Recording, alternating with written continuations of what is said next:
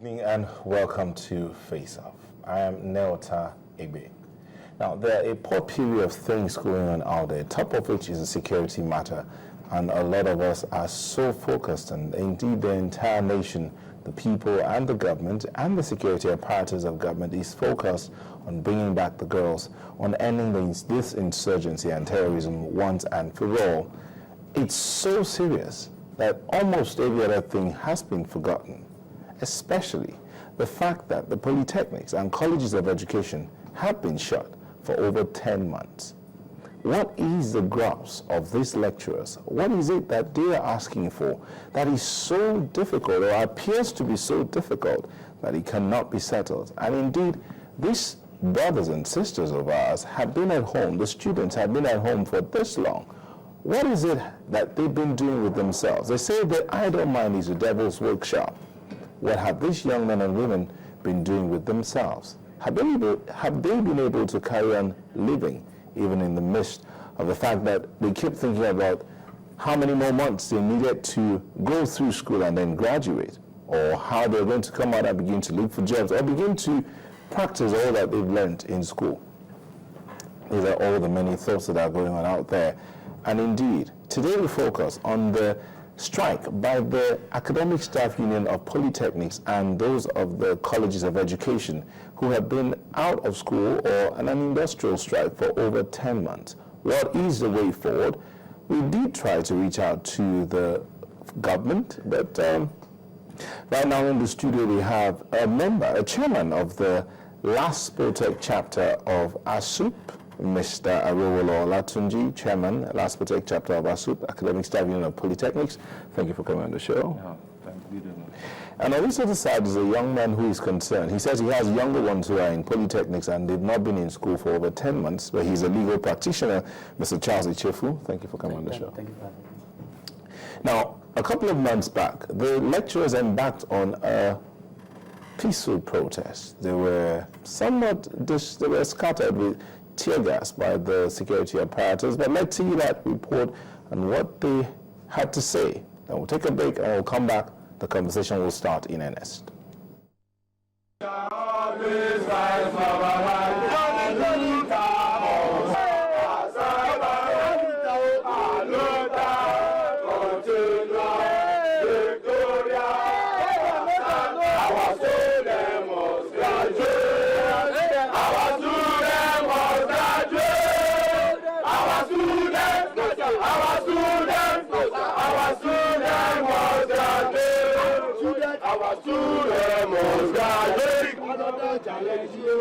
Another challenge you, another challenge you, another challenge you, double challenge you. 6 my mama for me, I know Sabi like you. 6 my papa for me, another challenge you, double challenge you. We are tired of staying at home, and that's the message we are going to pass today. The message is that polytechnic students across the nation are fed up with staying at home. I'm tired of watching African magic. We are tired of staying at home, and we are asking the federal government to do the needful by meeting the demands of us so that students can resume back to the classroom. We feel that it's unacceptable for the federal government to continue to hold us to ransom, to continue to hold our career and our future to us. And that's why we have come out today to pass that message.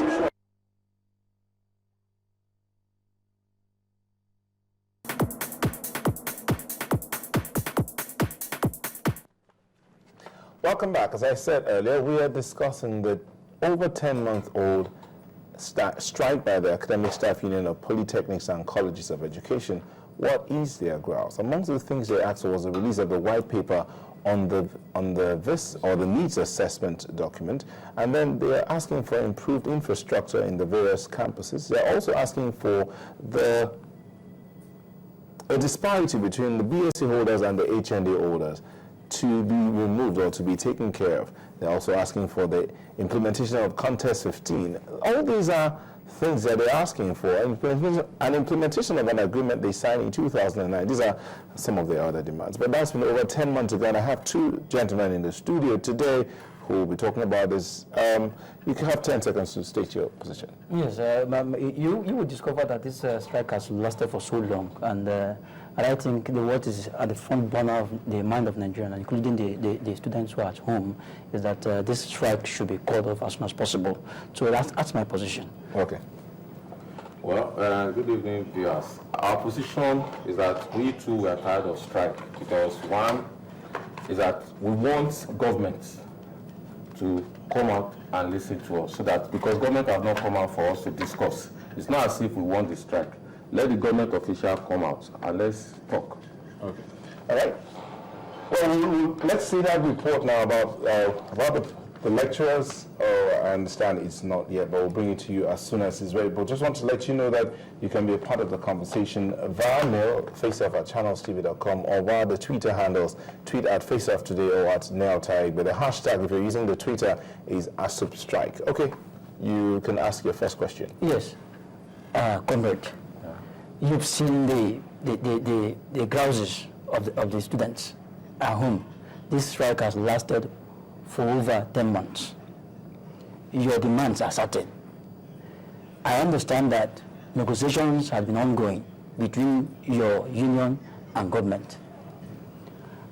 Do you people intend to make shift grounds?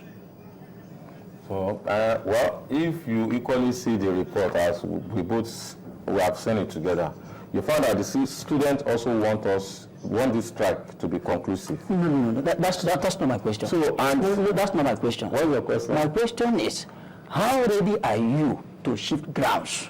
If you have been following this strike since the commencement of this strike, we have shifted ground on 2 different occasions. And if I go by history, this strike actually commenced April 29, 2013. So after 3 months, the Senate House Committee, headed by the Senator Shukwu Mereje, met us that we should give 2 weeks. So if we are not ready to shift ground, we will not suspend the strike then. So we suspended the strike. So then why are we back on the strike now is that the promise to fulfill has not been met. So the person that said we should give 2 weeks, 2 weeks later become 2 months, 3 months, and no response. That's why this strike resumed back October 4. So we are prepared to shift ground. And also, even in the course of discussion, after we have resumed October 4th, part of it, because some of the issues they said they will meet that time has to do with the constitution of the governing council and the funding of the country's 15 migration, which government said they are going to pay in 2 installments. We did not insist that we want it at once. And they said they are going to pay in 2 installments starting from April. As I speak with you, that has not been effected. April this year? Yes, and that has not been effected. If you read the dailies some weeks back too, the supervising minister of education was saying it's not budgeted for. So that is why we cannot hold, governments are not sincere in whatever they say. We can't hold them to their word. That's why we said let's have a concrete agreement. It's a commitment we want. Till when? Till when? Well, that's the question. I can't say, because just like you said, we don't want to end this strike and resume again. I don't understand, if I may come in here, sorry, Charles. You said the contest was to commence in April. What? The government told you contest will commence in April. No, the payment will be done in 2 installments. In 2 installments. From August and from April. And when they said that, what did you do? In good faith, did you resume? In good faith, that was said verbally. Because in the past they've said put it in writing. Put it in writing. And my friend there is a legal person. You can't hold them by their words, because in the past, just like we said, they said give us 2 weeks, nothing happened until we resume strike again. And we don't want a situation they will say, okay, they will pay, and we suspend it, and we resume. So the public will see us as not being serious. I mean, Charles, that shows that they are thinking about their future. No, it's not. If you look at the demand, if you look at the list of the demand, there's so many. And we are aware that government have taken steps to actually implement certain aspects of the demand. For example, the issues of allowances, the issues of payment of salaries, the issues of appointment of governing board, and all of that. So the issues at stake are basically either fresh issues or issues that probably issues that are part of the earlier negotiation. So what we are saying in essence is that how long will our students continue to wait at home? Because the issue at hand, it is not, the both parties are not suffering. The lecturers are there, the government are there. The grass is suffering. When two elephants fight, it is the grass that suffers. The students are grasping that in this era we have an issue of security at stake. And you know what it is. When our students begin to continue to stay at home, they will really become, and the 2015 elections that are around the corner, they will really become tools for political thuggery, for unscrupulous politicians, who will see them really available to perpetuate their plot. And this is our fear. This is our concern. So when I am saying that the demands are there, crystal clear, we are saying that in spite of the fact that the demands are clear, the both parties should look for a way to come to terms so as to save the system from a near state of collapse. Okay, Mr. Olatunji, Let me just correct an impression, sir. Mr. Frank, we're not getting it. We're not talking of salaries here. The issue while we're on strike. But the salaries was part of the demands. No, you didn't get it. It's not salary per se. No, I said salaries was part of the demand. The salary and allowances were part of the demand. No, you didn't get it. When you say countries 15 migration does not mean you are negotiating. No, I am not referring to that. What are you I'm not referring to that particular terms. So what are you That's referring one of to? the terms. What are you referring That's to? one of the terms in your demands. Yeah. I am saying that the issue of payment of salaries and also payment of allowances and payment of government bonds are part and parcel of your demand. Our salaries. And some of these demands, some of these terms have been met by government. some of your demands. No. The demand, there is what we call the core demands. Those core demands, none of them have been met. Some are, okay, the exterior demand has been met. Because the one you might say have been met is only one. And that is the appointment of governing councils. Okay. That one is just the trivial aspect of it. Because let me tell you, how many polytechnics do we have in Nigeria now? We have about 34 federal polytechnics. And at the point government established a set of governing councils for 28 of them, leaving 6 out. So why did you have to leave the 6 out? Complete it. That's just, even that one, it took them strike second time before it could be done. When we gave them ultimatum, this was not even part of our demand initially. We just have to put it because it's not that you finish one demand now and you now bring another one. So, and as I was saying, the issue of salary, don't mix it up. There are two different things. Until recent, where our salary have been stopped for almost 2 months now, salary is not the issue that maybe they are not paying us salary. It's what governments have agreed to, which have been implemented halfway. We say complete it. That's what we call migration. So we are not talking about issue. It's the migration to fund, which definitely there is no government that will not pay that one because some set of people have been paid, which is senior lecturer and above. It's not as if have been paid. They have been enjoying it over the years. It's the junior lecturers. We are talking of lecturer 1 down to assistant lecturer that have not been implemented. So it's the implementation, and this will translate to money, funding part of it. Because again, that's what the minister has been saying, that they've met 90%. They've not met. And the minister said they will pay in 2 installments. And that's why we're saying that we have shifted ground. We are not saying pay us at once. And even the 2 months, what you said you are going to pay in 2 installments, now you are coming out again to say it's not budgeted for.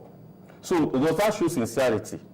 And on the part of the students, part of this struggle also affects the student. Maybe you've not been embarrassed, whether you see your products. There was the day I went to a bank, I presented a check bearing ASUP. The student was so disgusted because one, is being discriminated against because he went to a polytechnic sector. And meanwhile, nobody is competing whether BSc is better than HND.